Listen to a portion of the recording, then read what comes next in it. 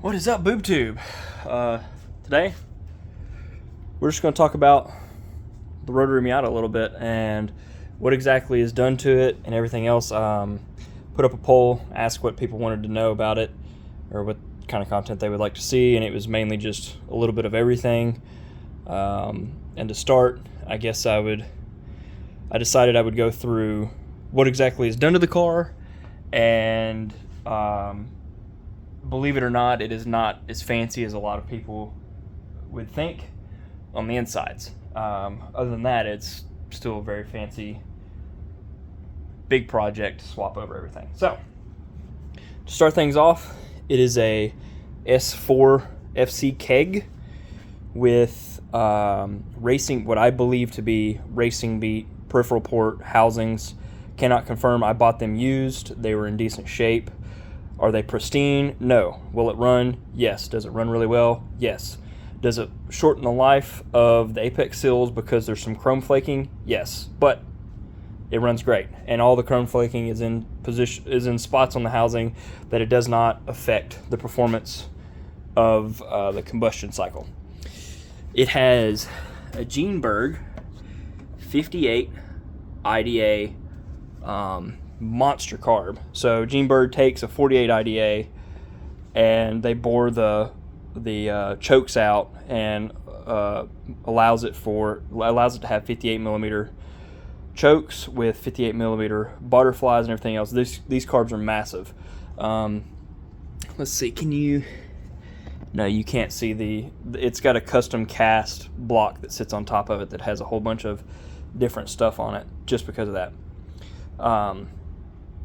So that's that. That's the intake side. The exhaust side is 2.5 inch, two 2.5 inch runners all the way out the side down to a 3 and then 3.5 inch muffler. The muffler is the full length of the car. It is longer than what you can see. It actually starts right at the elbow inside the fender well there.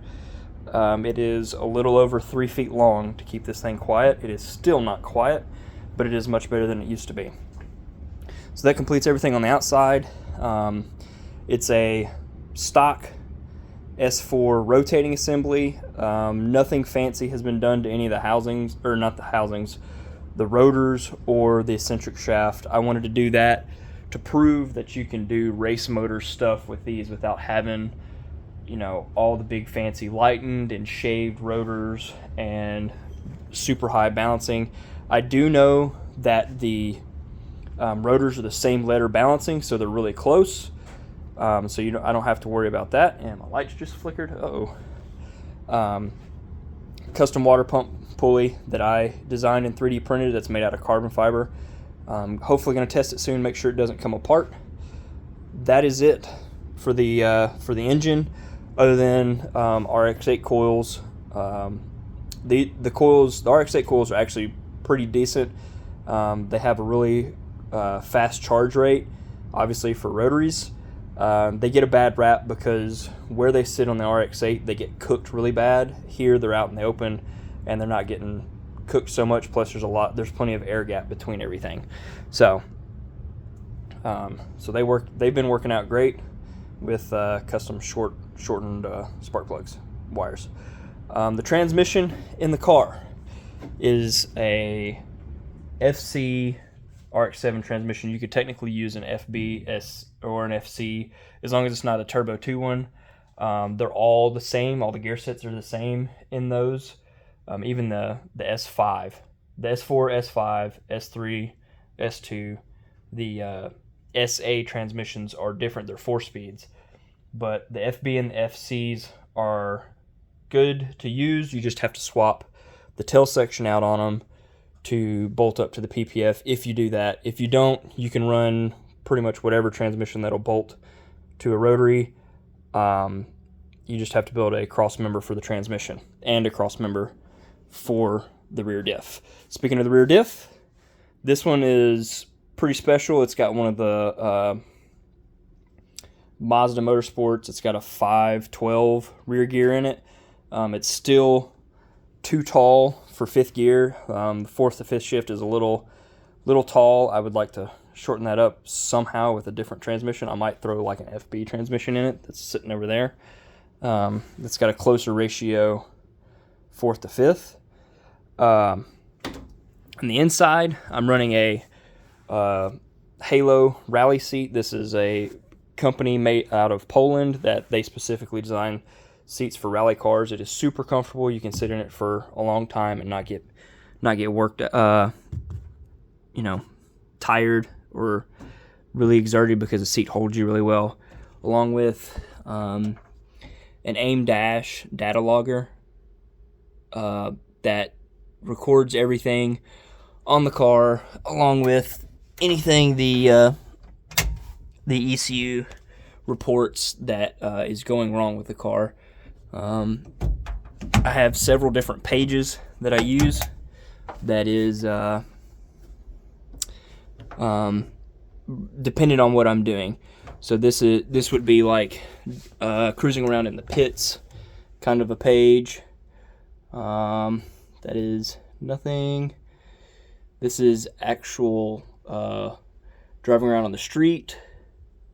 This is on track, and that back to the pits, which is also like a warm-up page. So got the G Racing shifter in it. Nothing special with the pedals. It's factory pedals, factory shift turret for a Miata, and that's pretty much it driveline wise. It has a custom radiator that's like a universal circle track radiator that's in it, along with a circle track oil cooler that is absolutely massive. If you go back in the videos and watch me build the car, I don't know if you can see it in there, but the oil cooler is massive. I wanted to make sure that I didn't have an issue with oil cooling on this thing. So that's pretty much it, besides like it's got 949 Racing, the special shocks that they make specifically for Miatas, and they've been great so far. Super Miata is what they also are known by. But other than that, I mean, it's pretty much a factory chassis Miata with just a rotary slammed in it. If you'd like to know anything else about it, let me know, and I will walk you through what else I've done to it. It has a Haltech in it. Didn't want to forget about that. That's what drives the whole thing. It's got a Haltech 1500 in it, nothing special. It just has enough oomph in inputs and outputs so that I have everything that I need to be able to see on the dash in case anything's going wrong. So that is pretty much it. Now I think I've covered everything. So if you have any questions about it, or if this is the first time that you've seen something like this on YouTube, or first time you've been to my channel, please leave me a comment on what you would like to see or what else you would like to know about the car, and I will either make a video or just reply to you. So this was meant to kind of be an update video for the shop, but I don't really have any updates. This I'm still waiting on fuel injectors for. I haven't dug into that because Buddy is a little short on funds to work on it right now. I have organized this area a little bit better. I still need to organize it better. I'm working on hopefully getting something to stab that bad boy in before too long. We'll see. I'm kind of running out of parking in my driveway. I've got 7 vehicles currently, and you can see 2 of them here. So, but anyways, guys, I'm gonna end off here.